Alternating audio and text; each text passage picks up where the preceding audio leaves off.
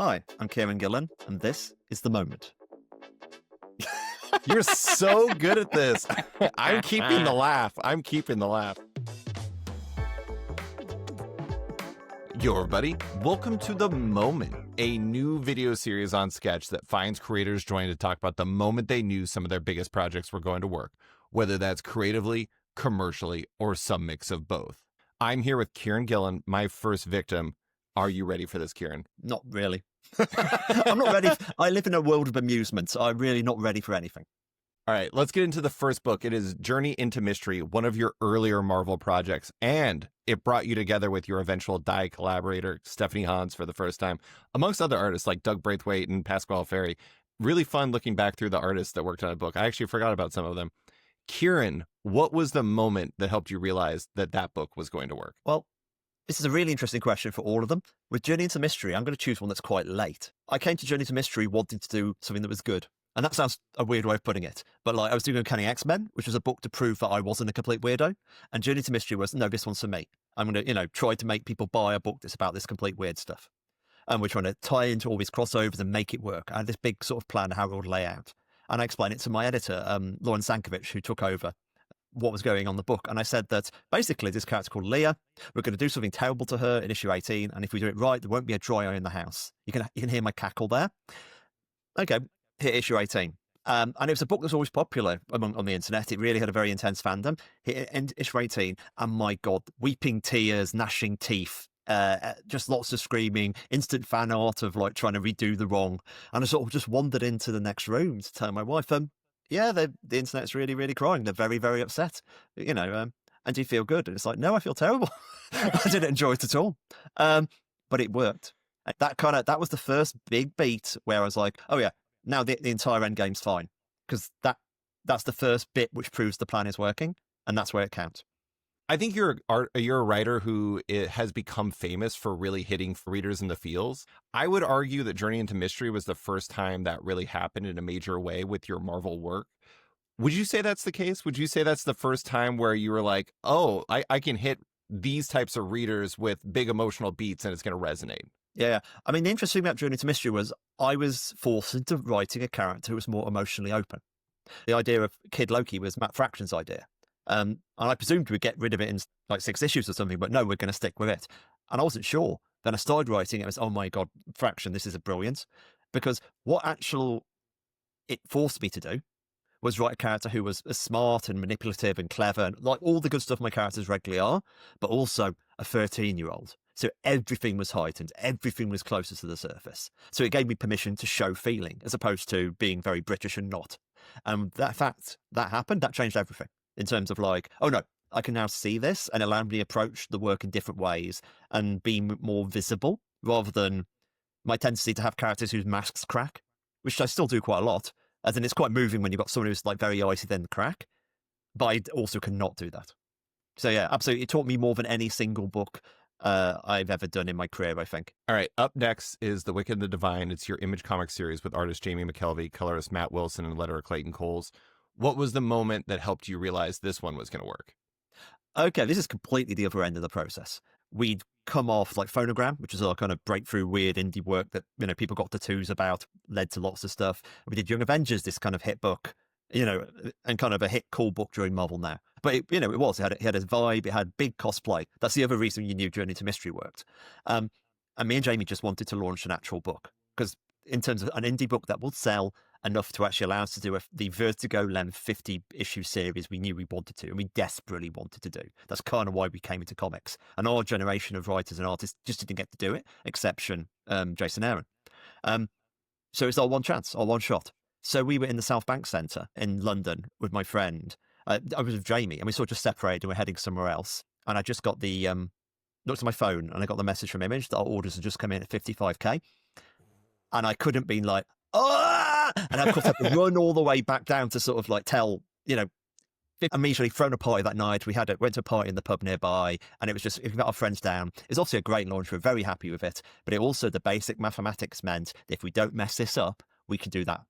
The maths of launching 55k and doing it with the level of like regularity and quality we thought we could do it. Then suddenly you could see this could work. As opposed to if you launch at 20k, Vinny, it's not going to work. It's going to be very, very difficult to hit 50k. We had everything to play for. So yeah, that was the magical moment for Wigdiff. I think that it's one thing to launch at 55k, and it's another thing to build a community like you did. Have you ever experienced, or do you think you'll ever experience again, anything like the community that have formed around that book? I do pretty well with communities in a broad sense, but Wigdiff was a phenomenon. I can see it on the graphs of like the sales and how it happened. I chose multiple times at Wigdiff. Maybe I knew it was going to be work when we saw the first person getting a tattoo of Wigdiff before it came out. Maybe we knew it to work as any of the weird parties we threw. And I always remember Mike Conrad at one of the last Wigdiff parties in Seattle. It was a beautiful venue. It was like a church. We had to stop people having sex backstage at various points. It was a genuine exciting point. And he said, Morrison in the 90s was sort of writing about these scenes, and you have created a place where I've seen this happening. And of course, us being influenced by the Invisibles made that feel like the whole thing come circle. That was not a moment when I knew it was going to work. That's a moment when I knew it had worked. I don't think it will probably ever happen. But like Power Fantasy has a fanzine. There's like 2 fanzines out by issue 11. But that's kind of born of Wigdiff readers. You know what I mean? As in people who have kind of embedded in that. But yeah, I doubt we'll ever have anything else like that. Our life is over. I'm sorry I've killed you in the moment. Our third book is a curveball. It's Darth Vader, one that I really, really love. I rep very hard for this book.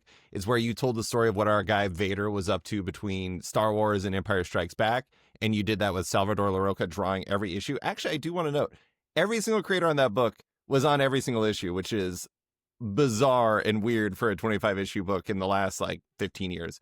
Yeah. What was the moment where you realized this one was going to work? This is a trickier one in that way. In that kind of was I ever sure it was going to work? But I'll tell you that what I think comes down to, because I always think about the first trip we did to Lucasfilm. So it was me, Jason Aaron, Axel, Jordan White, and John Cassidy. I'd never met John before. We went there and we were in the pub the previous night before we met with Lucasfilm, and we just chewed over. We were talking about how we wanted to do Star Wars on comics. Not just do like a Star Wars style comic, do Star Wars on paper, not use the conventions of the comic book, do use a lot of how we frame stuff, how we chose to present things. Imagine if we were having the screen. And especially when John was talking about it with such obvious passion. And I could say then, that would be a really cool moment. I don't think it was that for me. Or it could have been going around Lucasfilm the next day and us being entirely enchanted by, I don't know, finding Princess Leia's bikini and working out what it was. We thought it was a knee guard because it's that small. Or the moment when I was standing in front of a statue of Harrison Ford in Indiana Jones and thought, rogue archaeologist. That could work, couldn't it? But I think it was actually later. It was issue 3 of Darth Vader when Vader met Aphra. And Aphra was on the cover. That issue went big. It reprinted a lot.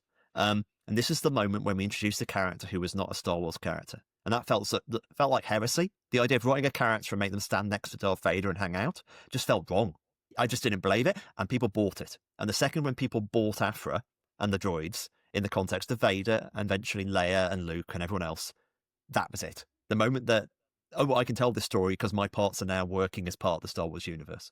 They were accepted. And of course, they are still accepted now, which is nice. I think that is one of the things that's really interesting about your run is while you exist between 2 immovable points in Star Wars and Empire Strikes Back, you somehow found a way to introduce a lot of different things and characters that have resonated for a long time, to the point where I don't believe you mentioned him, Black Chrysanthemum, the Wookiee, ended up showing up in the Book of Boba Fett, I believe it was. And that's a really interesting thing. I think that licensed books like that aren't materially different from for-hire superhero work in the sense you're always playing somebody else's universe. But did you go in thinking in the back of your head that whatever I do could impact the rest of this universe? Or is that something you don't even think of going in? It's funny. It's almost the other way around in that since it was starting from a clear canon again, when they offered me the job, I had really thought about, do I want to take this job? Because only one person gets to do this story. Only one person gets to do the link between Vader there and here. You get to dig into the emotional reality of it because there's significant things that happen for Vader. In some ways, I had an easier job than Jason did. Vader learns the last 20 years of his life have been a lie. That's not small. And he also recovers his status after the Death Star by implication. These are real meaty stuff you can do a hanger series of. I was worried I was the right person for the job. And somewhat arrogantly, I thought about it and realized of the people currently working for Marvel, you probably are the best choice. You know, you're the person who writes villains, you're used, you know, lots of other reasons, and you can do it. So I was much more worried about doing justice to the opportunity the job had. That was my main worry, as in, I did it almost like a historical job.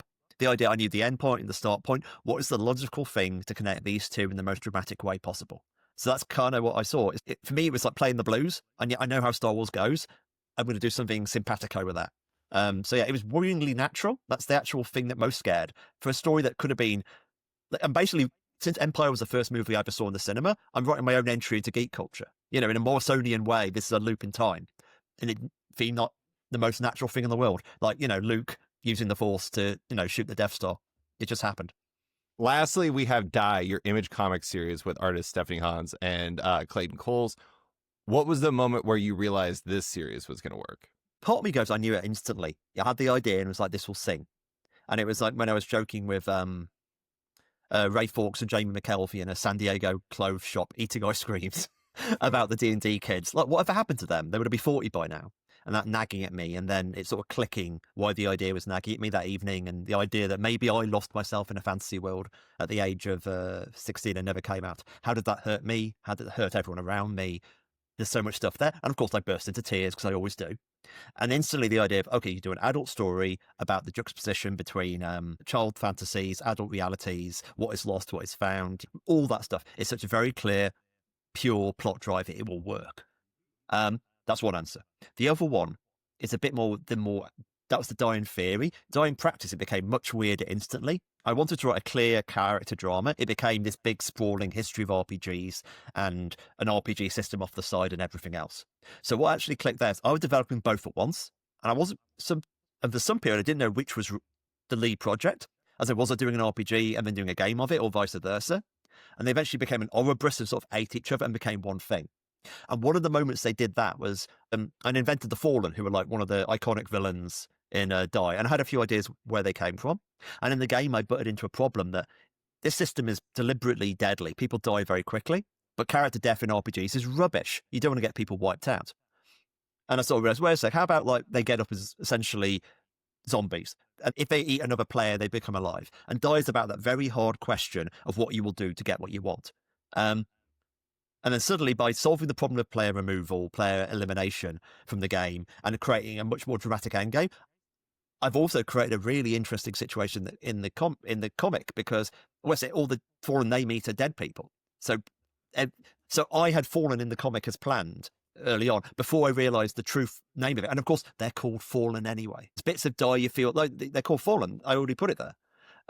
That's the bit where Die, as it actually became, knew it was working, as in these two things where it's speaking to a larger whole and integrating really beautifully. Like Die was a berserk, like a Katamari of nerd stuff coming together and just rolling on. I'm still shocked it worked. Alternative one, quickly, when Stephanie's first issue's cover came in. That was instant classic. You know what I mean? Like, there was a bit, we'll be fine. Stephanie's got me. I got to tell you, there's a lot of times where the first cover is the one where I'm like, I have to pick up this book, which is the job of the cover, right? It's a marketing piece, at least in part. But Die isn't just a comic, but a role-playing game. You mentioned that, something that's only expanding with the upcoming Die Loaded at Image. Did putting that series and its accompanying parts together expand your vision of what you could do with comic projects at all? It was more vice versa, I think. In that the reason why the RPG exists, my friend Lee Alexander, who we did the Wikdiv issue where we had a interview. I basically role played online with a bunch of journalists, and they wrote up the story. Very big, complicated project. And Lee said, "Your work is most interesting when you do stuff that only you do."